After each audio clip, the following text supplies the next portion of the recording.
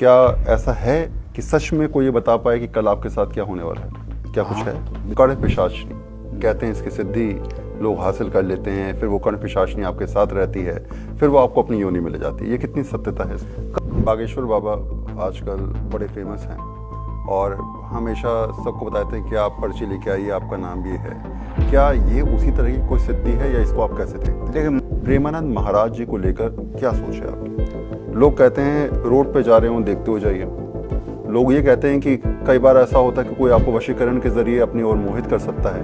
क्या सच में ये पॉसिबल है कि किसी को मनचाहा प्यार मिल जाना, किसी की शादी किसी से हो जाना, किसी को कोई अपने अंदर इतना मोहित कर ले कि वो दीवाना हो जाए? ये वशीकरण वर्ड जो है वो सच में है या फिर गलत है? क्या काला जादू पहचानने के लिए या किसी पे हुआ है, ये कैसे आदमी पहचान सकता है कि हाँ कुछ गलत इसके साथ हुआ है, या कुछ ऐसी कोई क्रिया या ऐसा कोई उपाय जिससे ये पता चल पाए कि काले जादू के असर भी? नरेंद्र मोदी कैसा भविष्य क्या देखते हैं? अब तो खैर इसके बाद स्थिति क्या है? राहुल गांधी के बारे में तो मुझे बहुत कि ज्योतिष के हिसाब से अगर कहूँ तो उनका बहुत ख़राब समय शुरू हुआ है। उनका बहुत ख़राब समय शुरू हुआ है। आगे उनका समय बहुत अच्छा नहीं रहने वाला है और आगे मैं 10-15 सालों तक तो कह सकता हूं कि राहुल गांधी का कोई भविष्य नहीं है। लेकिन योगी आदित्यनाथ भाई वो तो योगी हैं, योगी की आखिरी अरविंद केजरीवाल। ज्योतिष एक ऐसी चीज जिसके बारे में कहा जाता है कि जितना जानिए उतना कम। रहस्य, रोमांच और बहुत सारी सी कहानियां ज्योतिष के जरिए आप समझ सकते हैं ये भूत में, भविष्य में क्या कुछ होना है, क्या कुछ हुआ है, ये सब ज्योतिष के जरिए जान सकते हैं। मेरे साथ एक ऐसे शख्स हैं जो देश के जाने माने ज्योतिषाचार्य हैं, पंडित सुरेश पांडे। बहुत बहुत स्वागत है सर आपका। सवाल इतना, क्या ऐसा है कि सच में कोई ये बता पाए कि कल आपके साथ क्या होने वाला है? क्या कुछ है? बिल्कुल। कैसे पॉसिबल? बिल्कुल, ये एकदम पॉसिबल है। और ये बता पाना कि कल क्या होगा, इससे भी ज़्यादा कठिन क्या होता है कि आपके मन में इस समय क्या चल रहा है। ये बताना ज्योतिष के लिए चुटकी बजाने का खेल है, लेकिन इसको वही बता सकता है जो प्रश्न कुंडली का मर्मज्ञ होगा। ज्योतिष में भी कई विधाएं हैं देखने की। जैसे जन्म कुंडली एक विधा है। जब कोई बच्चा अंतरिक्ष में अपने माँ के गर्भ से पृथक होता है तो उस समय जो ग्रहों की स्थिति बनती है उसका मूल्यांकन ज्योतिष शास्त्र में होरा शास्त्र जन्म कुंडली के आधार पर किया जाता है। लेकिन जब कोई व्यक्ति ज्योतिषी के पास पहुंचता है और अभिवादन पूर्वक, प्रणाम पूर्वक बैठता है या खड़ा रहता है तो उसकी मुद्राओं को देख करके, उसके हाव भाव, भाव भंगिमा को देख करके, उसके नेत्रों को देख करके ज्योतिषी सहज में अनुमान लगा लेता है कि ये व्यक्ति पूछना क्या चाहता है। दूसरी बात, उसी समय के प्रश्न लग्न को बना करके ज्योतिषी जब चार्ट तैयार करता है तात्कालिक लग्न की, तो उसको केंद्र में देखना होता है। केंद्र में कौन सा ग्रह मजबूत है। अगर सूर्य मजबूत है जिस भाव में, वो प्रश्न होगा। चंद्रमा मजबूत है तो वो प्रश्न होगा।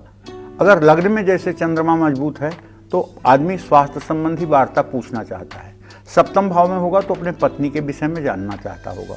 पंचम में है तो अपने संतान से जुड़ा जानना चाहता होगा। व्यय भाव में है तो अपने कार्य के लिए चाहता होगा। अगर धर्म स्थान में है तो अपने भाग्योदय के लिए जानना चाहता है।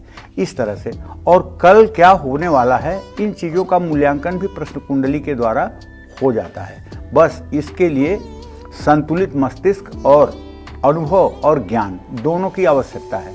अब अगर कोई ये कहे कि नहीं, मैंने तो ज्योतिष के फलित शास्त्रों को पढ़ लिया है और तब वो फलादेश करे, तो मिथ्या हो जाएगा। जब तक प्रश्न शास्त्र का मर्मज्ञ नहीं होगा, जब तक प्रश्न शास्त्र को नहीं जानेगा, जब तक ताजिक नीलकंठी जैसे ग्रंथों का बहुत ही अच्छे से स्वाध्याय नहीं किया होगा, ठीक है, तब तक ये बता पाना कठिन होगा। अच्छा, क्या लोग कहते हैं कि गर्भ में जब बच्चा होता है तभी ये तय हो जाता है कि भविष्य क्या होगा, और जैसे ही वो जन्म लेता है वो सारी चीज़ें अपने आप तय हो जाती हैं। क्या आपको लगता है कि एक समय, एक टाइम ये तय कर देगा कि पूरे जीवन में आपके साथ क्या होने वाला है? हाँ, बिल्कुल ऐसा ही है। केवल देखो, सतोगुण से शरीर नहीं बनता है। सतोगुण मिश्रित रजोगुण, तमोगुण, तीनों चीज़ों से शरीर का निर्माण होता है।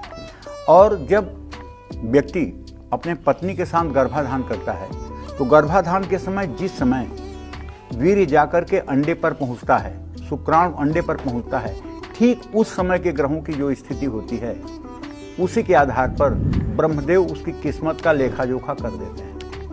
ठीक है, अगर अमावस्या को गर्भाधान हुआ तो गर्भमोक्ष भी अमावस्या को ही होगा। अगर सुषुम्ना नाड़ी में गर्भाधान हुआ तो बच्चा विकलांग होगा। इसलिए हमारे शास्त्रों में गर्भाधान के मुहूर्त पर बहुत ध्यान दिया गया है।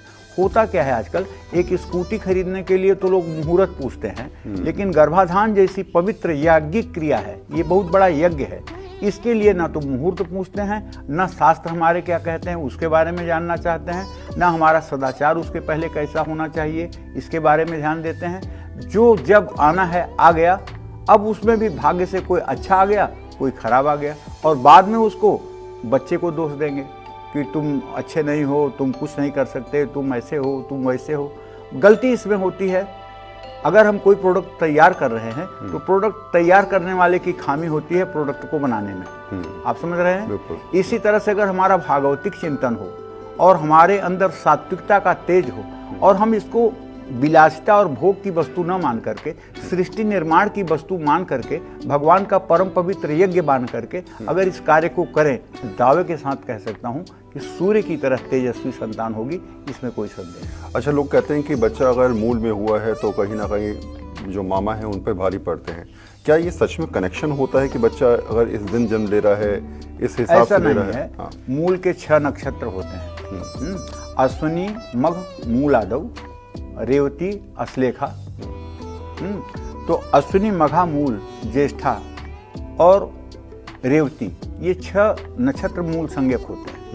आदौ पितानास मुपैत मूले पादे द्वितीये जन्नी तृतीये धना चतुर्थो शुभो सांध्या सर्वत्र सत्या दैवे विलोम। पहले चरण में पैदा हुआ मूल में बच्चा जो होता है अपने पिता का नाशक होता है। अच्छा। द्वितीय चरण में जन्मा हुआ बच्चा जो है अपने माता का नाशक होता है। तृतीय चरण में जन्मा हुआ बच्चा अपने कुल के धन का नाशक होता है। और चतुर्थ चरण में जन्मा हुआ बच्चा हर प्रकार से कल्याणकारी और मंगलदाता होता है। अच्छा भी है। हाँ, तो लेकिन अब इसमें मूल में 1-2 चीजों का और विचार करना चाहिए। मूल वास कहाँ है? 12 राशियों 6 नक्षत्रों में जो राशियां होती हैं उनके अनुसार मूल का वास होता है। मूल कभी पृथ्वी पर होता है, कभी आकाश में होता है, कभी पाताल में होता है। अगर पाताल और आकाश में मूल का वास है तो मूल का दोष उसके ऊपर नहीं लगेगा। लेकिन 27वें दिन जिस नक्षत्र में पैदा हुआ है उसके 27वें दिन उसी नक्षत्र में मूल की शांति करा लेने से सारे अशुभ नष्ट हो जाते हैं। इसलिए मूल से बहुत ज्यादा डरने की जरूरत नहीं होती है। हाँ, ज्येष्ठा नक्षत्र की अंतिम आधी घड़ी माने 12 मिनट और मूल नक्षत्र की शुरुआत की 12 घड़ी, इसको अभुक्त मूल गंड मूल कहते हैं। इसमें पैदा हुआ बच्चा निश्चित रूप से परिवार के लिए हानिकारक होता है। तुलसीदास का जन्म इसी में हुआ था। पैदा होते ही माता पिता दोनों को सफाचट कर गए। अभुक्त मूल में ही जन्म हुआ था। ये तमाम ऐसी बातें हैं जो सुनकर आप चौंक रहे होंगे, मैं भी चौंक रहा हूँ। एक सवाल मेरा जो इससे थोड़ा हटकर है वो ये कि हम कहते हैं कि तंत्र, ज्योतिष, सुझाव और समाधान ये सब जुड़ा हुआ है। तो जब आपके पास लोग आते हैं, कभी ऐसी कोई बात आपके सामने आई कि कोई आया हो, उसने कहा कि मैं कई रातों से सो नहीं पा रहा हूँ, मुझे ऐसा लगता है मेरे पे काला साया है, मुझे ऐसा लगता है कोई चीज़ मेरा पीछा कर रही है? कभी आपके साथ ऐसा हुआ कि बहुत रोज कोई मुझे मतलब कि वॉच कर रहा है, कोई मेरा फ़ोन टैप कर रहा है, कोई मेरी आवाज़ सुन रहा है, कोई तो मेरे कमरे में है, कुछ तो लगता है जो मेरे पीछे खड़ा रहता है। इस तरह की बातें रोज़ सुनता हूँ। देखिए, अगर सम्यक रूप से इस पर ध्यान दिया जाए तो ये एक प्रकार की बीमारी है जिसको मेडिकल साइंस में सिजोफ्रेनिया कहते हैं। और हमारे मतलब कि ज्योतिष शास्त्र में अगर देखा जाए तो 3 प्रकार के देव दोष होते हैं। देव दोष, पितर दोष और प्रेत दोष। 3 प्रकार के दोष होते हैं। इनको निकालने का फार्मूला ये है कि प्रश्नकर्ता जब आपके पास आए और इस विषय में प्रश्न करे तो तत्काल ज्योतिषी को अलर्ट हो जाना चाहिए। तिथि वार नक्षत्रम लग्नम प्रहर मेवच अष्टाभिस्तु हरित भागम से सांके फलमादिशेत हया अग्नव देवता बाधा पैतृ वै नेत्र दंसु खट चतुर्थ भूत बाधा न बाधा एक पंच के। इस तरह से कैलकुलेशन करके उसे निश्चित करना चाहिए कि भूत प्रेत की बाधा है कि मानसिक रोग है। अगर भूत प्रेत की बाधा है तो भगवान शिव के मंत्रों से, महाकाली के मंत्रों से, भैरव के मंत्रों से, हनुमान जी के मंत्रों से उसे समन किया जा सकता है। अच्छा, आप मानते हैं कि प्रेत आत्माएं होती हैं? होती हैं, अवश्य होती हैं। प्रेतात्माएं कैसे नहीं होती हैं? प्रेतात्माएं कैसे नहीं होती हैं? पितरलोक क्यों नहीं होता है? पितरलोक होता है, प्रेतात्माएं होती हैं। जो लोग अनिष्ट कर्म करते हैं वो प्रेत योनि को प्राप्त होते हैं। जो लोग बुरे कर्म करते हैं, वो जिनकी अकाल मृत्यु होती है, वो प्रेत योनि को प्राप्त होते हैं। उन्हीं के लिए हमारे शास्त्रों में नारायण बलि का विधान है, उन्हीं के लिए त्रिपिंडी श्राद्ध का विधान है, उन्हीं के लिए भागवत सुनने का विधान है, उन्हीं के लिए गया श्राद्ध का विधान है, उन्हीं के लिए ब्रह्म कपाली पर बद्रीनाथ में पिंडदान का महत्व है। प्रेत योनि तो होती है, सनातन धर्म इसको मानता है। और प्रेत योनि होती है, पितर होते हैं हमारे, इसमें तो कोई संदेह की बात है। लेकिन जिस तरह से आज इसका प्रचार किया जा रहा है, इस तरह से ऐसा कुछ है नहीं। जिस तरह से आज लोग कुंडली देख करके बड़ी हंसी छूटती है। 2-3 बात अक्सर जो आज के आधुनिक ज्योतिषी हैं 3 बातें करते हैं। आपके कुंडली में काल सर्प दोष है, जो कि मैं दावे के साथ कहता हूं, पूरी जिंदगी निछावर कर दूंगा अगर कोई काल सर्प दोष को प्रमाणित कर दे शास्त्र में। किसी मनीषी, किसी महर्षि ने काल सर्प दोष नाम के किसी योग का वर्णन नहीं किया है। ये मनगढ़ंत कहानियां आजकल के लोग गढ़ रहे हैं, नंबर 1। नंबर 2 बात, आपके ऊपर किए कराए का दोष है। किसी ने आपके ऊपर कुछ कर दिया है, आपकी शादी बांध दिया है, आपको बच्चा नहीं हो रहा, आपकी कोख बांध दिया है, आपके ऊपर कुछ तो तंत्र हो गया है। ये सब बातें मिथक। न ही को सुख है और दुख कर दाता, निजकृत कर्म भोग सब बढ़ाता। मैं जा रहा हूं और मेरे ऊपर आके ट्रक चढ़ रही है, तो ट्रक के ड्राइवर को क्या मिल रहा है मेरे ऊपर चढ़ने में? कौन सा फायदा है? उससे मेरी दुश्मनी भी नहीं है, क्यों चढ़ेगा? लेकिन मेरी भाग्य में उस समय मेरा दुर्घटना होना लिखा है। तो कोई सुख दुख का दाता नहीं है, अपनी किस्मत। अब दूसरों के ऊपर आरोप लगाकर आप पाप के भागीदार हो रहे हैं। उन्होंने मेरे ऊपर कुछ कर दिया, उन्होंने मेरे ऊपर कुछ कर दिया। अब एक पाप तो आप झेल ही रहे हो, दूसरा मानसिक पाप आप कर रहे हो, दूसरे के ऊपर आरोप लगा करके। अगर अपने किस्मत का ही आप इसको आरोप लगा लो और उसके लिए भगवान की भजन करो, तो शायद सारी चीजें ठीक हो जाएंगी। तो इसलिए ये तो सही है। देखिए, अगर आप मानसिक रूप से, जैसे मतलब क्या होता है, तांत्रिक क्या करते हैं, वो इतना ज़्यादा हड्डी खोपड़ी ये वो ऐसी ऐसी चीज़ें करते हैं कि आपके मन पर उसका नकारात्मक प्रभाव पड़ने लगता है। डर की स्थिति आपके शरीर में पैदा होने लगती है, ठीक है, और आप भयभीत हो जाते हैं। कुछ उससे तंत्र मंत्र से कुछ नहीं होता है। मैं विंध्याचल में रहा हूँ, वहाँ मैंने शमशान में भी जाकर के लोगों को देखा है, कैसे मतलब कि मांस से हवन करते हैं, ये भी मैंने देखा है। और वहाँ अपने को तांत्रिक कहने वालों लोगों से भी मिला हूँ। कई लोगों ने धमकी भी दिया कि आपको ये कर दूंगा, वो कर दूंगा, लेकिन इन सब बातों से कुछ होता जाता नहीं है। सच्ची बात यह है, सच्ची बात यह है कि अपना जब मुकद्दर ठीक हो ना, कोई कुछ नहीं कर पाएगा। आज ऐसे ऐसे राजनेता हिंदुस्तान में हैं जिन्हें नापसंद करने वालों की संख्या बहुत ज़्यादा है। पसंद भी बहुत ज़्यादा लोग करते हैं, लेकिन नापसंद करने वालों की भी संख्या बहुत ज़्यादा है। तो तंत्र कर देते उस राजनेता को हटाने के लिए रास्ते से। नहीं, ये सब कुछ नहीं है, ये दिमाग का केवल गलतफहमी है। और जब आदमी भागवतिक आचरणों से विमुख हो जाता है, ईश्वर से विमुख हो जाता है और बुरे कर्म करता है, और जब भुगतने लगता है तो उसका आरोप दूसरों के ऊपर लगाता है, सीधी सी। अच्छा, एक बात मैंने हमेशा सुनी, कर्ण पिशाचनी कहते हैं इसकी सिद्धि लोग हासिल कर लेते हैं, फिर वो कर्ण पिशाचनी आपके साथ रहती है, फिर वो आपको अपनी योनि में ले जाती है। ये कितनी सत्यता है इसमें? कर्ण पिशाचनी एक साधना है। कर्ण पिशाचनी एक साधना है। ऐसे जातक को लगातार 7 दिनों तक एकांत कमरे में रह करके अपने मलमूत्र का सेवन करना पड़ता है और दिगंबर रह करके मलमूत्र का पूरे शरीर में लेप करना होता है। और कर्ण पिशाचनी का एक मंत्र होता है, उस मंत्र को जो है जप करना होता है। 7 दिनों के अंदर कर्ण पिशाचनी आकर के आपको वचन देती है और कहती है। और ऐसे में जो व्यक्ति कर्ण पिशाचनी का साधक होगा, वो आपके बारे में जब बात करेगा तो उसका दाहिना हाथ कान के पास रहेगा। अगर उसका दाहिना हाथ पकड़कर आप खींच लीजिए तो वो कुछ न बता पाएगा। तो दाहिना हाथ कान के पास रहेगा, वो आपकी बीती हुई सारी बातों को बता देगा। लेकिन कल क्या होने वाला है, कर्ण पिशाचनी कभी कुछ भी नहीं बता सकता। आपका कल तक बता देगा, लेकिन कल जो आने वाला है उसके बारे में कर्ण पिशाचनी का साधक कुछ भी नहीं बता सकता, कुछ भी नहीं बता सकता। इसलिए वो हमारे मतलब कि लाभ का विषय नहीं। जो कल तक हमारे जीवन में हुआ उसे तो मैं जानता ही हूँ, जो कल होने वाला है वो कोई बताए उसके लिए हम सावधानी बरतें, ये हमारे लिए कोई लाभ का विषय नहीं है। जैसे कोई कहे कि मुझे पानी पर चलने की सिद्धि प्राप्त हो गई। अरे यार, तुमने इसके लिए 10 साल 20 साल मेहनत करके सिद्धि प्राप्त की, चलो ठीक है, मैं तो 10 रुपया खर्चा करूंगा, जितने देर में तुम पैदल पार हो जाओगे मैं नाव से पार हो जाऊंगा। 10 रुपये का काम तुमने 10 साल में किया, ये कौन सी बुद्धिमानी है आप बताइए? किसी को हवा में चलने की सिद्धि प्राप्त हो गई। अच्छा ठीक है, यहाँ से अमेरिका तुम हवा में चले जाओगे, मानता हूँ। मैं यार जहाज से चला जाऊँगा, क्यों मैं 10 साल 20 साल इसमें खर्च करूँ? मैं भगवान की स्तुति में खर्च करूँ जिससे मेरा अगला जन्म बनना है। अगला जहाँ मुझे जाना है उसका पासपोर्ट वीजा मेरे पास हो जाए, ताकि जाऊँ तो प्रभु मुझसे मिले। पता लगा कि यहाँ से मैं कुछ लेके जा नहीं रहा हूँ, वहाँ बेटिकट पकड़ा जा रहा हूँ, फुटपाथ पे घसीटा जा रहा हूँ, तो मुझे एक आखिरी यात्रा भी तो करनी है। उस यात्रा के लिए मेरी क्या तैयारी है? तो ये कर्ण पिशाचिनी जो बात आपने करी, बागेश्वर बाबा आजकल बड़े फेमस हैं और हमेशा सबको बताते हैं कि आप पर्ची लेके आइए, आपका नाम ये है।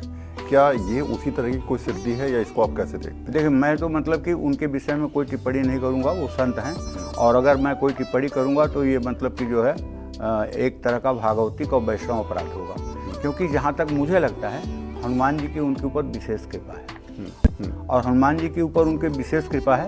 जो मेरा मत है, वो मेरा मत ये है कि ये पिछले कई जन्मों से बड़े सिद्ध और मतलब कि अच्छे महात्मा थे। लोकांतरम सुखम पुण्यम तपोदानम समुद्भवम संतति शुद्ध वंश्याम ही परित्रेयश्च शर्मणे। और जैसे गीता जी में लिखते हैं कि जो है शुचि नाम श्रीमताम गेहे योग भ्रष्टो भी जाते, ये पूर्व जन्म में योग भ्रष्ट रहे होंगे, इनकी साधना पूरी नहीं हुई होगी और इनका जन्म हो गया ब्राह्मण कुल में और बहुत अच्छी माता पिता का संतान बनने का गौरव प्राप्त हुआ और इन्हें ज्ञान मिला। वो पूर्व जन्म के इनके प्रारब्ध का ज्ञान कुंडलनी जागृति की तरह जो है स्पष्ट हो रहा है। मुझे जो लगता है उसमें कोई कर्ण पिशाचिनी नहीं है। इतना बढ़िया वैष्णव त्रिपुंड धारण करने वाला, त्रिपुंड वो जो कर्ण पिशाचिनी वाला होता है मलमूत्र का सेवन करता है। ये तो एकदम भगवत स्वरूप, इनका तो दर्शन करो तो आधे पाप दूर हो जाते हैं। इनकी कुंडलनी जागृत है, जो मेरा अनुमान कहता है। इनकी कुंडलनी शक्ति जागृत है। ये भूत भविष्य वर्तमान को ऐसे देख पाते हैं जैसे आंखों से हम टीवी देखते हैं। जो मेरी परख है, वो कहते जरूर हैं कि हनुमान जी की इष्ट है, हनुमान जी की कृपा है। मानता हूँ, हो सकता है उन्हें लगता हो ये, लेकिन मेरी जो मान्यता है, जो मैंने ग्रंथों का अध्ययन किया है, जो मैंने स्वाध्याय किया है, जो मैंने अपने जीवन में 50 सालों में अनुभव किया है, उससे मुझे लगता है कि महाराज जी के ऊपर कुंडलनी जागरण का पूरा असर है। वो भूत भविष्य वर्तमान को देखने में सक्षम है, इसमें कोई दो राय नहीं। कलयुग में हनुमान जी की सिद्धि प्राप्त करना कई लोग कहते हैं बड़ा आसान है। बहुत आसान है। कैसे? अगर आप मतलब कि हनुमान जी को शरणागति दे दीजिए और हर समय हनुमान जी के चिंतन में रहिए, आप जहां भी आधे मिनट के लिए भी पुकारेंगे वो तुरंत चले आएंगे, तुरंत चले आएंगे। दिन भर में कम से कम लाखों जगह हनुमान जी प्रकट होते हैं, कभी वृद्ध के रूप में, कभी बुजुर्ग के रूप में, कभी लड़के के रूप में, कभी किसी के रूप में। हनुमान जी की महिमा तो अपार है भाई। हनुमान जी को केवल आप हनुमान चालीसा को रोज पाठ करने लगिए और हर जगह जहां भी संकट आए हनुमान जी का स्मरण करिए। देखिए, अगर तत्काल चमत्कार न हो तो कहिए। कलयुग में अगर हनुमान जी का चमत्कार बंद हो जाए तो सनातन धर्म में कुछ दम ही नहीं रहेगा। हनुमान जी तो हैं, कई जगह पर आभास कराते हैं मैं हूं। कभी आपके साथ कुछ ऐसा हुआ कि आपको लगा कि ईश्वर है, साथ में है? मुझे हर समय लगता है। अच्छा एक बात बताओ, मैं एक गरीब ब्राह्मण परिवार में पैदा हुआ, ठीक है। पंडिताई 15 साल की उम्र पे कंधे पे झोला और कथा पूजा करना, यहाँ वहाँ घूमना, सब हो गया ना। और जब हमारे साथ पढ़ने वाले लड़के, कोई इंजीनियर बन गया, कोई डॉक्टर बन गया, कोई टीचर बन गया, मिलते थे, अरे यार तू पढ़ने में ठीक था, तूने क्यों पढ़ाई छोड़ के पंडिताई कर ली? अरे नहीं ठीक है, भगवान का भजन करता हूँ कम से कम, ठीक है। ऐसी जिंदगी चली 47-48 साल तक। और उसके बाद माता ने चक्र चलाया और मेरा कोई रिलेटिव नहीं दिल्ली में, तब भी मुझे चैनल मिल गया, लोग मुझे सुनने लगे, लोग मुझे पसंद करने लगे। आज मैं 18 सालों से टेलीविजन पे बोल रहा हूँ। आज किसी एयरपोर्ट पे जाओ, कहीं भी आप रेलवे स्टेशन पे जाओ, 2-4 लोग पहचानने वाले मिल जाते हैं, कहते हैं आपके साथ फोटो खिंचाएंगे। बताओ मैं कौन हूँ? 47 साल के पहले तो मैं एक साधारण सा ब्राह्मण ना, साधारण सा एक ब्राह्मण, पूजा पाठ कराने वाला एक ब्राह्मण, ज्योतिष सब कुंडली बनाने वाला ब्राह्मण। तो अगर ईश्वरी सत्ता नहीं है तो क्या मेरी सामर्थ्य है यहाँ पहुँचने की? क्या मेरी सामर्थ्य है यहाँ पहुँचने की? मुझसे बड़े बड़े विद्वान बैठे हुए हैं। तो ईश्वर का चमत्कार ही है। मैं 1000 जन्म लेकर के और माता विंध्यवासिनी के श्री चरणों में मतलब कि रत रहूं, तब भी उनके कृपा को उतार नहीं सकता हूं। मैं तो हर पल मानता हूं ईश्वर चमत्कार करता है। जब अपने परिवार को आप देखते हैं और उन दिनों को याद करते हैं, उस संघर्ष को याद करते हैं, सोचा था कभी इस? हंसी आती है कि माता लीला बिहारी है, वो जो चाहे वो कर सकती है। मुझे तब भी बड़ा मौज था, उस समय भी बड़ा मौज था, उस समय भी कभी मेरे जीवन में ये नहीं हुआ कि मेरी जिंदगी अभाव में है। भले मेरे लड़के सरकारी स्कूलों में पढ़े, मेरी ये स्थिति नहीं थी कि मैं फीस दे सकता प्राइवेट स्कूलों की, लेकिन मुझे इस बात का आज भी दुख नहीं है कि मेरे बच्चे क्यों प्राइमरी स्कूलों में पढ़े। आपके फादर? हमारे पिताजी भी पंडित जी थे। वो तो ऐसे पंडित जी थे कि किसी की चाय पीना हो तो उसकी 3 पीढ़ी की पहले निगरानी करते थे, तब उसकी चाय पीते थे। कैसे पैसा कमाते हो, पैसा पहले बता दो कैसे कमाते हो। और एक कंधे पर रुमाल रखते थे, उसी से गाय को झाड़ते थे दिन भर, और वही कंधे पर रुमाल रखे रहते थे। दिन भर देवी भागवत का पारायण करते थे, सुबह शाम पूजा पाठ करते थे। और जब कभी उन्हें पैसे की जरूरत होती थी तो मुझसे कहते थे भैया 2 रुपया दे देना, दाढ़ी बनवाना है। इसके अलावा कभी उनकी कोई आवश्यकता ही नहीं। और बड़े मतलब कि मैं उनका पुत्र हूँ, मुझे इस बात का गर्व है। और वो साक्षात मेरे दृष्टि में भगवान शिव की तरह। बैठे बैठे उन्होंने समाधि ले ली थी 84 वर्ष की अवस्था में, बैठे बैठे 2 मिनट के अंदर समाधि उन्होंने ले ली। बहुत बड़ी बात है। अब सवाल को थोड़ा सा डाइवर्ट करते हैं, और डाइवर्ट करते समय अब जाते हैं काले जादू पर। लोग कहते हैं रोड पे जा रहे हो देखते हो जाइए। लोग ये कहते हैं कि कई बार ऐसा होता है कि कोई आपको वशीकरण के जरिए अपनी ओर मोहित कर सकता है। क्या सच में ये पॉसिबल है कि किसी को मनचाहा प्यार मिल जाना, किसी की शादी किसी से हो जाना, किसी को कोई अपने अंदर इतना मोहित कर ले कि वो दीवाना हो जाए? ये वशीकरण वर्ड जो है वो सच में है या फिर गलत है? देखो, वशीकरण का प्रयोग तो हमारे शास्त्रों में है। वशीकरण का प्रयोग तो हमारे शास्त्रों में है। जैसे ओम क्लीम ज्ञानी नामक चेतांसी देवी भगवती सा बलादा कृष्ण मुहाया महामाया प्रेक्षती। ज्ञानियों के चित्त को भी बलात्पूर्वक अपनी तरफ आकृष्ट करने वाली है दुर्गा, इस संसार का चित्त मुझ में लगाओ। तो ऐसा व्यक्ति लोकप्रिय तो हो सकता है, ऐसा व्यक्ति लोगों के आंखों का तारा हो सकता है, लेकिन किसी का धनापहरण करने के लिए, किसी का चरित्र बिगाड़ने के लिए, किसी का सील भंग करने के लिए अगर आप ऐसा प्रयोग कर रहे हैं तो ये सिद्धियां समाप्त हो जाती हैं। वशीकरण होता है, मंत्रों के द्वारा ही होता है, मंत्र की सिद्धि के द्वारा होता है, लेकिन ये मतलब निष्काम कर्मों के लिए होता है। वशीकरण का पहला प्रयोग व्यक्ति को अपने मन पर करना चाहिए, क्योंकि मन से ज़्यादा दुश्मन हमारा इस संसार में कोई नहीं है। मन चोरी कराता है, मन झूठ बुलाता है, मन बलात्कार करवाता है, मन हत्या करवाता है, मन उपद्रव करवाता है, मन अशांति मचाता है, मन भय पैदा करता है, मन क्रोध पैदा करता है। सब कुछ मन, हमारा सबसे बड़ा दुश्मन मन है। तो अगर वशीकरण करना है तो पहले अपने मन का वशीकरण करना चाहिए। मारण करना हो तो अपने काम और क्रोध का मारण करना चाहिए। उच्चाटन करना हो तो अपनी बुराइयों का उच्चाटन करना चाहिए। स्तंभन करना हो तो अपने अंदर सात्विक वृत्ति का मतलब कि स्तंभन करें। इसलिए जो तंत्र की 6 क्रियाएं हैं उसे अपने शरीर पर ही लागू करना सर्वश्रेष्ठ है। ये कहीं नहीं लिखा हुआ है कि दूसरे की जान मारने के लिए आप इस मंत्र का प्रयोग करें, दूसरे का दिमाग कुंठित करने के लिए आप इस मंत्र का प्रयोग करें। कतिपय लोग करते हैं, कतिपय लोग करते नहीं हैं, उसके बदले में लोगों से धन ऐंठते हैं, उसके बदले में लोग कार्य करते हैं। तो सही बात यह है, देखो साफ बताऊं आपको, दुखिया को न सताइए दुखिया देगा रोए, जब उसका मुखिया सुने तो तेरी क्या गति होए। आदमी विपत्ति में जब फंसा होता है ना, तो जैसे आप कहते हैं वैसे आपकी बातों को मान करके जैसे आप कहते हैं वैसे करता है। आप उसे ठग रहे हो उसे नहीं पता है, लेकिन उसका जो मुखिया है ऊपर बैठा हुआ है उसको सब पता है कि आप क्या कर रहे हो। और इस चीज़ का आपके हिसाब किताब जब होगा तब आपको याद आएगा कि मैंने क्या किया है।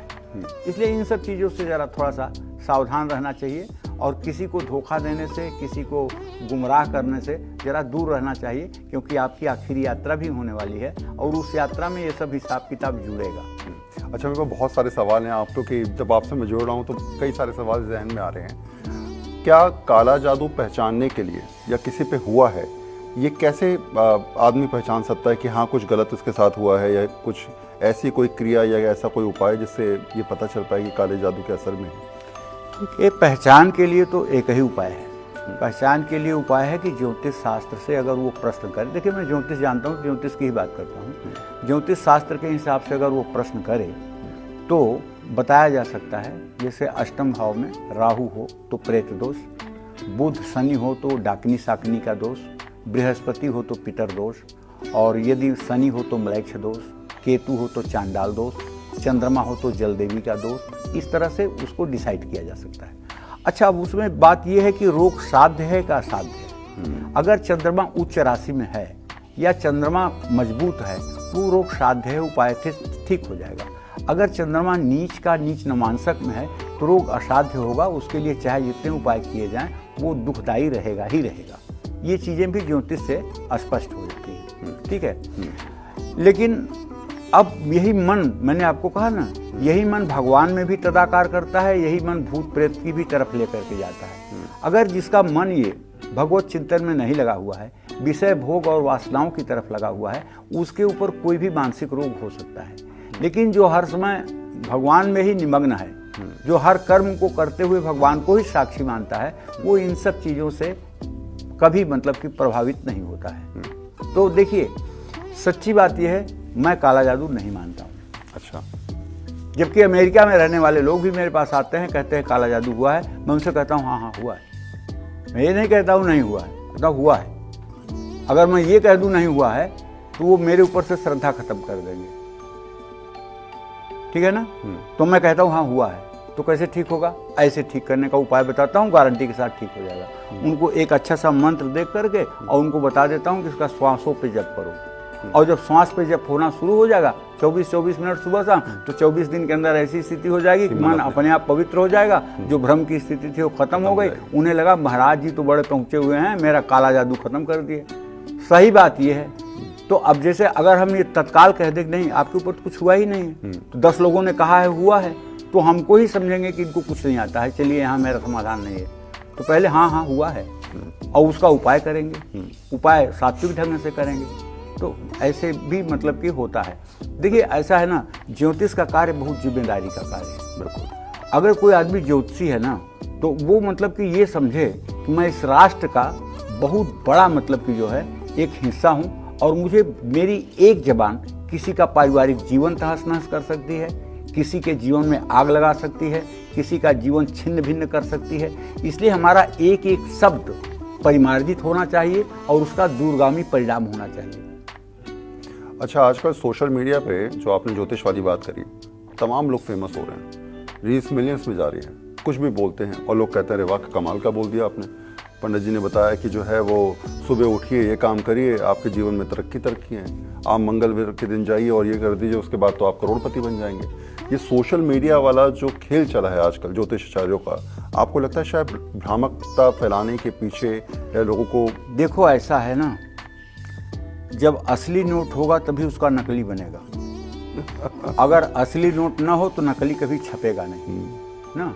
कुछ अच्छे भी लोग हैं और कुछ बुरे भी लोग हैं। मेरे नाम पर ही कम से कम फेसबुक पर 2-4 साइटें ऐसी हैं जिनका मैंने पता भी किया, अकाउंट नंबर भी पता किया। लोगों से 600 रुपया 3600 रुपया जमा करवाते हैं और उसके बाद में मोबाइल अपना मतलब कि जो है उसको ब्लैक लिस्ट में डाल देते हैं।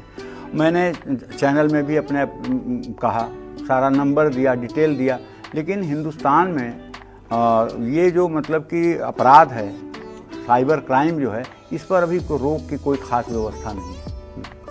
कहना नहीं चाहिए, साइबर क्राइम की जगह अभी भारत काफ़ी पिछड़ा हुआ है। और बड़ा दुख है कि लोग ठगी करते हैं दूसरे के नाम पर और बड़े आराम से बच निकलते हैं। ये ठगी करने वाले लोग हैं जो मतलब कि आपको आकर्षण देते हैं। मैं तो कहता हूँ नाम बढ़ाई की क्या ज़रूरत है, प्रशंसा की क्या ज़रूरत है।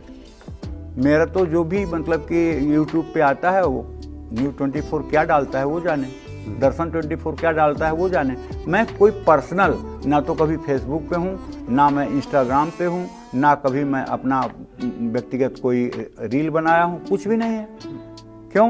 क्योंकि देखिए सीधी बात है, अगर आपके अंदर योग्यता होगी तो सफलता आपके दरवाजे पर अपने आप आएगी। अगर आप योग्य हैं तो लोग आपको ढूंढ लेंगे, उसके लिए आपको प्रचार करने की जरूरत नहीं है। और मैं लाख प्रचार करूं और मेरे अंदर योग्यता नहीं है तो 1-2 लोग आ जाएंगे, लेकिन दोबारा वो कभी नहीं आएंगे। एक महाराज हैं, प्रेमानंद महाराज, बड़े फेमस हैं आजकल, और लोग जो हैं वो उनकी रील्स देखते हैं, वायरल रील्स हो रही हैं, बड़े बड़े सेलिब्रिटीज उनसे मिलने जा रहे हैं। प्रेमानंद महाराज जी को लेकर क्या सोच है आपकी? देखो, वो मेरे हृदय प्राण है। मैं उन्हें पवित्र कीर्ति सदगुरुदेव कहता हूँ, और मेरे शरीर का एक एक रोम ये कहते हुए रोमांचित हो रहा है कि मेरे हृदय में हर समय वही परमेश्वर के रूप में विराजमान रहते हैं। उनके बारे में मैं तुच्छ व्यक्ति क्या कहूँगा, सूरज को दिया दिखाना है। वो साक्षात राधा कृष्ण है। उनका स्मरण करने के बाद राधा कृष्ण अपने आप आकर के हृदय में दिखाई देते हैं। वो साक्षात राधा कृष्ण हैं। उनके बारे में मनुष्य क्या कहेगा? कुछ नहीं कह सकता। अगर कोई कह रहा है तो मतिमंद और हतभाग्य होगा। उनका तो दर्शन कर लेने से, उनका चिंतन कर लेने से, उनका मनन कर लेने से जन्म जन्मांतर के पाप नष्ट हो जाते हैं, अघ नष्ट हो जाते हैं। वो तो मेरे 72,000 नस नाड़ियों में व्याप्त है। मैं जब भी आंख बंद करता हूँ तो उनका चिंतन करता हूँ। देखो, मैं भगवान का चिंतन नहीं कर पाता हूँ इतना अच्छा, लेकिन सदगुरुदेव का चिंतन करता हूँ और उनसे कहता हूँ कि गुरुदेव, अगर कोई कार्य दैवीय न हो, अशुभ हो तो रोक दीजिएगा। और उनका अनुशासन रोक देता है।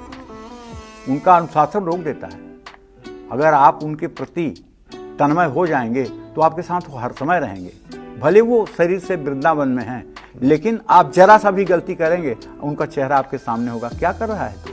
किसके लिए कर रहा है? तुरंत उनका चेहरा सामने आ जाता है। तो भाई, आपने उनके बारे में चर्चा की, मैं आपको बहुत बहुत साधुवाद देता हूँ। और मैं तो जन्म जन्मांतर तक चाहता हूँ कि चाहे जो योनि मिले, लेकिन प्रेमानंद जी महाराज जैसे सदगुरु और संत इस धरती को मिले हैं, ये इस धरती का बहुत पुण्य होगा। अच्छा, एक आदमी को राजा बनना है, राजयोग की बात करते हैं। एक आदमी को फकीर बनना है, ये राजयोग, ये बिल्कुल गर्त में चले जाना, ये अमीर बन जाना, किसी की लॉटरी लग जाना, क्या राजयोग सच में कुछ होता है? बिल्कुल होता है, बिल्कुल होता है। एक लड़का अंबानी के पत्नी के गर्भ से पैदा होता है, उसके लिए सोने की कटोरी, सोने का चम्मच, दूध देने वाली गैया, हजारों नौकर खड़े रहते हैं। एक लड़का मेट्रो के नीचे रहने वाली भिखारन के गोद से पैदा होता है और वो गोद में आते ही उसके लिए दूध के लिए पैसे मांगने लगती है। ना 9 महीने में उसने गर्भ में कोई कर्म किया, ना 9 महीने में इसने कोई गर्भ में कर्म किया, और दोनों के जीवन शैली में बड़ा अंतर है। ये पूर्व जन्म का प्रारब्ध है। अगर पूर्व जन्म में आपने दान किया है, पुण्य किया है, आपने परोपकार किया है, आपने भगवत भजन की है, सेवा की है, तो लोकांतरम सुखम पुण्यम तपोदानम समुद्भूम संतति शुद्धवम श्याम ही परित्रय च शर्मणे। इसी को गीता में कहते हैं, शुचि नाम श्रीमताम गेहे योग भ्रष्टो विजायते। अरे भाई, जिसने पूर्व जन्म में पुण्य, परोपकार और दान किया है, यज्ञ यज्ञादि क्रिया की है, वो उत्तम कुल में राजयोग से विभूषित पैदा होगा और निश्चित रूप से सुख भोगेगा। या दूसरी स्थिति है, भगवत प्राप्त होकर के आप उन सब चीज़ों को तपस्या के द्वारा कर सकते हैं, तपस्या के द्वारा कर सकते हैं। जैसे कर्दम ऋषि ने भगवान श्री हरि विष्णु को प्रसन्न करके और समस्त प्रकार के ऐश्वर्य को प्राप्त किया, उस तरह से आप कर सकते हैं। तो राजयोग तो होता है, राजयोग होता है, इसमें कौन सी दो राय है। राजोचित सम्मान से बच्चा पैदा होता है, राजयोग। कई बार ऐसा होता है ना कि किसी चाय वाले का लड़का IAS बन गया। हाँ, ऐसा क्यों नहीं होगा? किसी रिक्शे वाले की लॉटरी लग गई। हाँ, ऐसा भी होता है। कोई कौन बने करोड़पति में, गरीब था 1 करोड़ जीत गया। ऐसा है। ये 1,42,00,000 की आबादी में ये अपवाद 1-2 है। 1,42,00,000 की आबादी में ये अपवाद 1-2 है, इससे ज़्यादा नहीं है। इसको आप कानून नहीं बना सकते, ये अपवाद है। 142 करोड़ की आबादी में एक सब्जी वाले का बेटा IAS बन गया। 142 करोड़ की आबादी में एक भिखारी की लॉटरी लग गई। अब इसका मतलब नहीं कि सब भिखारी की लॉटरी लगेगी, इसका मतलब नहीं कि सब सब्जी वाले का बेटा IAS होगा। ये अपवाद है। अपवाद हर जगह रहता है, अपवाद कहीं किसी का पीछा नहीं छोड़ता है। लेकिन सच बात यह है कि सुनहु भरत भाभी प्रबल बिलखि कहूँ मुनिनाथ, हानि लाभ जीवन मरण जस अपजस विधि हाथ। हानि लाभ जीवन मरण, यश और अपयश ये विधाता के हाथ में है। और ये जब हम गर्भ में आते हैं तभी सब कुछ हमारे प्रारब्ध में लिख दिया जाता है। परम पूज्य गुरुदेव, जिनकी अभी आपने चर्चा की, पवित्र कीर्ति, उनको 22 साल से किडनी की बीमारी है। ये उनके पूर्व जन्म का प्रारब्ध है। उनकी माता को भी ये रोग था, माता से ये रोग उनके शरीर में आया। 38 साल की उम्र में उनके शरीर में ये रोग प्रकट हुआ। और उनको देखकर कोई संसार में कह सकता है कि ये किडनी के रोगी हैं? उनकी दहाड़, उनके चेहरे का आभा मंडल, उनकी मतलब की विद्वता, उनकी अद्भुत मतलब की उत्तर देने की शक्ति, शास्त्र प्रमाण, कोई कह सकता है? नहीं ना। तो क्यों? गुरुदेव मानते हैं मैं बीमार ही नहीं हूं, मैं अविनाशी का बच्चा हूं। ये शरीर बीमार है, परेशान है तो परेशान होने दो, तो शरीर बीमार है, मैं तो बीमार ही नहीं हूं। अगर ये भाव सब लोग कर लें कि मुझे तो कुछ हो नहीं सकता, मैं अविनाशी का बच्चा हूँ, हाँ इस पंच भौतिक शरीर को जरूर कष्ट हो सकता है, तो मैं क्या करूँ। अगर ये बात मान लें तो आपको भी कष्ट नहीं होगा, किसी को कष्ट नहीं होगा। लोग कहते हैं कलयुग में कर्म, अगर सब कुछ भाग्य है फिर कर्म का रोल क्या है? नहीं, कर्म ही तो मतलब कि भाग्य है, कर्म ही तो भाग्य है। मतलब आप समझो, कर्म ही भाग्य है। भाग्य अगर प्रेरणा न दे तो आप कर्म कैसे करोगे। कर्म करने में 500 रुपए का ईंट ढोने वाला मजदूर चौथे मंजिल पर जो है कर्म कर रहा है, चौथे मंजिल पर पहुंचा रहा है ईंट, शाम को 500 रुपया पाता है, भरपेट खा नहीं पाता है। और एक आदमी जाता है एक सिग्नेचर बना करके और 5 लाख रुपए महीने की सैलरी लेता है। तो किस कर्म को कर्म कह रहे हो आप। यहाँ कर्म का मतलब ये है कि आप मनसा वाचा कर्मणा, मन से वचन से कर्म से किसी को दुख न दीजिए, किसी को अहित न करिए, किसी को ठगिए मत, किसी को नीचा मत दिखाइए। ये कर्म है। ये कर्म नहीं मेहनत करके परिश्रम करके बहुत ज़्यादा हम आगे बढ़ जाएंगे, ऐसा कुछ नहीं है। समझ रहे हैं ना। हाँ, अब आप हमारे मीडिया में ही देख लीजिए, 2 घंटे की एंकरिंग करके 4 करोड़ का पैकेज लेती है। 8 घंटे की ड्यूटी करने वाला 22,000 में मर जाता है। 12 घंटे बाहर धूप में रहने वाला गार्ड 15,000 रुपये महीने में मर जाता है। किसका कर्म, कहाँ कर्म। अगर भाग्य नहीं तो क्या। बिल्कुल। अब इसको चेंज करते हैं और कुछ नाम मैं आपको दूंगा, और क्योंकि आपने तमाम कुंडलियाँ देखी होंगी देश विदेश के तमाम बड़े लोगों की। नरेंद्र मोदी कैसा भविष्य, क्या देखते हैं? अब तो खैर इसके बाद स्थिति क्या है? राजा अग्नि और योगी, इनके बारे में कुछ कहा नहीं जा सकता। राजा योगी अग्नि जल, इनकी उल्टी रीत। नरेंद्र मोदी राजा हैं और उनके कुंडली में राजयोग भी है, और राजयोग बहुत प्रबल राजयोग है। राजयोग उनका बहुत प्रबल राजयोग है। उनका राजयोग तपस्या से पैदा हुआ है। उन्होंने 60 साल की उम्र तक न घर बसाया, न गृहस्थी बनाया, न भाई बहनों के लिए कुछ किया, न माँ बाप के लिए कुछ किया। केवल और केवल अहर्निशम सेवा में है। हर समय भारत माता की झोली लेकर के और भारत माता की सेवा में लगे रहे। उसका परिणाम हुआ, जैसे मुझे माता ने 47 साल की उम्र में ख्याति दे दी, वैसे माता ने उन्हें 60 साल की उम्र में मुख्यमंत्री बना दिया, उसके बाद प्रधानमंत्री बना दिया, उसके बाद विश्व में सबसे लोकप्रिय नेता बना दिया, सबसे ज़्यादा निर्णय लेने की क्षमता वाला बना दिया। तो ये है। राहुल गांधी के बारे में तो मुझे बहुत, मतलब कि ज्योतिष के हिसाब से अगर कहूँ तो उनका बहुत ख़राब समय शुरू हुआ है। उनका बहुत ख़राब समय शुरू हुआ है। आगे उनका समय बहुत अच्छा नहीं रहने वाला है। और आगे मैं 10-15 सालों तक तो कह सकता हूँ कि राहुल गांधी का कोई भविष्य नहीं है। लेकिन प्रियंका गांधी का भविष्य बहुत तगड़ा है। प्रियंका गांधी का मार्च 2024 से सूर्य की महादशा शुरू हुई है, और प्रियंका गांधी को अगर अवसर दिया जाए तो प्रियंका गांधी बहुत कुछ कर सकती है। प्रियंका गांधी की कुंडली मैंने खूब स्पेशल स्टडी की है, और प्रियंका गांधी की कुंडली में बहुत दम है, इसमें कोई दो राय नहीं है। लेकिन वो है मातृभाव जो उनका है, वो उनके मतलब कि सत्ता योग में बाधक है। ये बात मुझे नहीं कहना चाहिए क्योंकि व्यक्तिगत बात है, लेकिन उनके माता का स्नेह जो है अपने पुत्र पर है। अगर वो स्नेह इनके ऊपर होता, मातृबाधक अगर सत्ता न होती, तो शायद तस्वीर कुछ और। योगी आदित्यनाथ भाई वो तो योगी हैं, योगी की क्या बात आप करोगे। लेकिन आप इतना आप मान लो कि अच्छाई बुराई तो सबके अंदर होती है। योगी जी की तो कुंडली मेरे पास है नहीं, ठीक है, तो इसके उनके विषय में मैं कह ही क्या सकता हूँ। लेकिन बस इतना ज़रूर कह सकता हूँ कि आज हमारे उत्तर प्रदेश में अपराध मुक्त जो है उत्तर प्रदेश है। निश्चिंत होकर कहीं आप आ जा सकते हैं। हमको तो इतने से ही मतलब है। कहीं न कोई वसूली है, न कहीं गुंडा टैक्स है, न कहीं कोई फिरौती है, न कहीं कोई रंगबाजी है। योगी बाबा का नाम ले लिया तो सब ठीक। आखिरी अरविंद केजरीवाल, देखिए इनके बारे में तो बस इतना ही कहना चाहता हूँ कि ये सब लोगों का पन्ना दिखा दिखा कर आज के 8 साल पहले इन्होंने इतना भ्रष्टाचार किया, इन्होंने इतना गमन किया, इन्होंने इतना गमन किया, इन्होंने इतना गमन किया, और एक भी गमन करता आज तक न पकड़ा गया, न जेल में गया, न किसी के ऊपर गमन सिद्ध हुआ, किसी के ऊपर नहीं सिद्ध हुआ।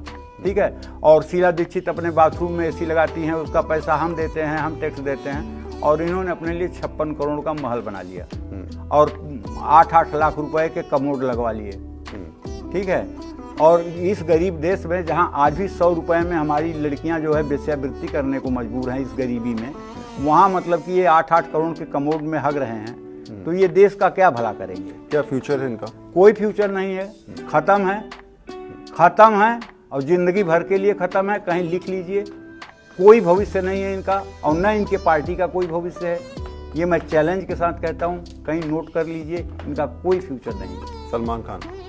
अरे भाई, वो तो अच्छा लड़का है, उसका तो आज भी है, कल भी फ्यूचर है। शाहरुख खान? भी बहुत अच्छे इंसान हैं, बहुत अच्छे इंसान हैं। अमिताभ बच्चन? ग्रेट, उनके बारे में कुछ कहना ही नहीं। वो तो मतलब कि जो है एक प्रकार से हम लोगों के लिए प्रेरणा है। अभिषेक बच्चन उस हिसाब से नहीं उठ पाए? अभिषेक बच्चन के बाद ये प्रारब्ध होता है अपना ना, अपना अपना प्रारब्ध होता है। अभिषेक बच्चन अपना प्रारब्ध लेकर पैदा हुए हैं, तो जरूरी नहीं है कि मतलब कि जो है भक्त प्रहलाद का बेटा भक्त प्रहलाद ही होगा। बहुत बहुत शुक्रिया हमारे साथ जुड़ने के लिए। और साफ है कि तमाम वो बातें, तमाम वो तथ्य, तमाम ज्योतिष से जुड़ी ऐसी चीज़ें सामने निकल के आई जिसे सुनकर शायद मैं भी अभिभूत हो गया और ये कहता नजर आया कि कुछ चीज़ें होती हैं जो बेहद अलग होती हैं, कुछ चीज़ें ऐसी होती हैं जो समझाती हैं कि शायद आपके हमारे बस में कुछ नहीं। शायद यही ज्योतिष है जो समझाता है कि भविष्य कैसा होगा, उसकी छाया अगले एपिसोड में फिर किसी और शख्स के साथ दिखाएंगे तस्वीर। नहीं आप। धन्यवाद।